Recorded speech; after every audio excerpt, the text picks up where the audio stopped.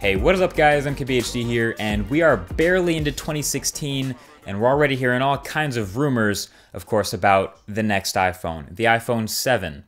Wireless charging, maybe. OLED display, possibly. Waterproof technology, maybe. No headphone jack.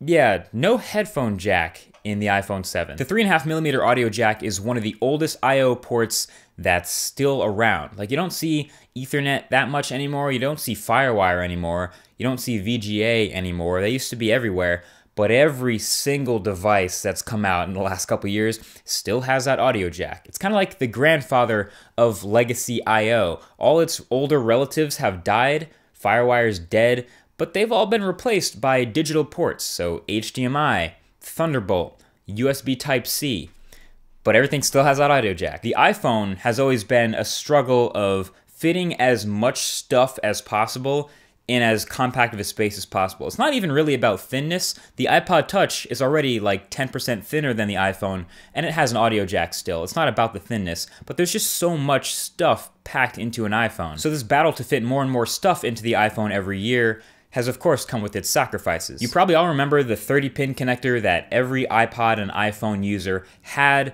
Eventually Apple just decided it's too big, we want to fit more stuff in the iPhone, so they switched to the way smaller Thunderbolt cable to replace it.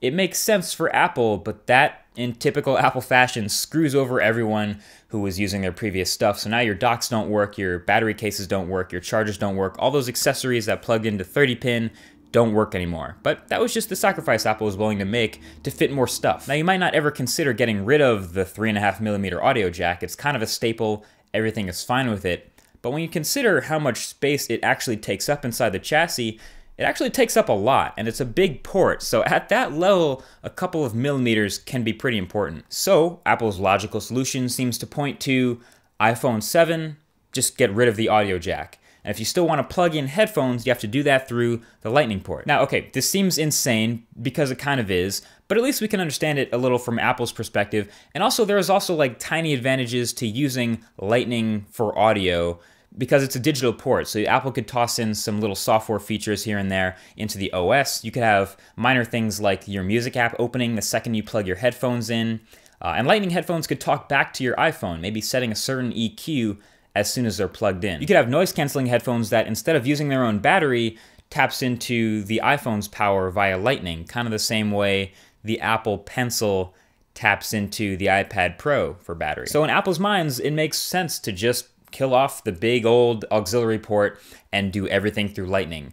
Of course, in classic Apple fashion, this again means temporarily screwing over everyone because who has Lightning headphones? Looks like Philips actually makes a pair that you can buy right now, but they're $300. So for everyone who doesn't want to buy a new pair of headphones, Apple will probably sell a Lightning to auxiliary adapter for, oh, I don't know, $50?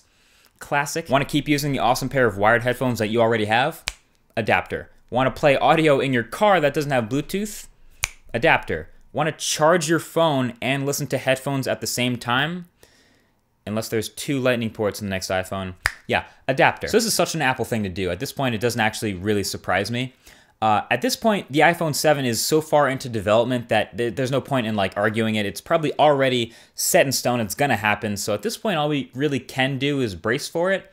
But also think about it. People got mad when Apple got rid of the floppy drives in the first iMac, but then we got used to it. People got mad when Apple got rid of the CD drive.